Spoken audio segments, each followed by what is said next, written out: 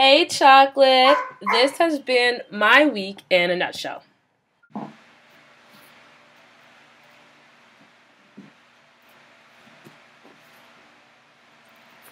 Duct taping! Woo!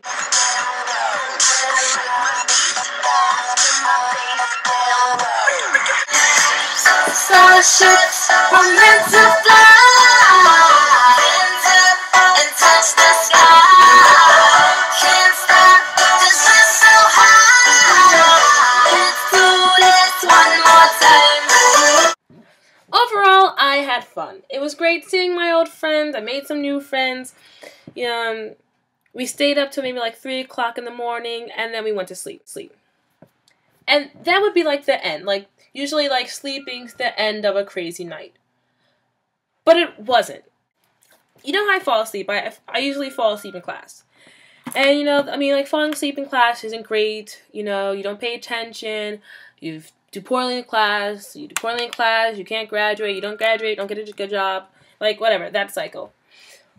But, I've learned something that's a lot worse than falling asleep in class or falling asleep in church. Sleeping through a fire drill.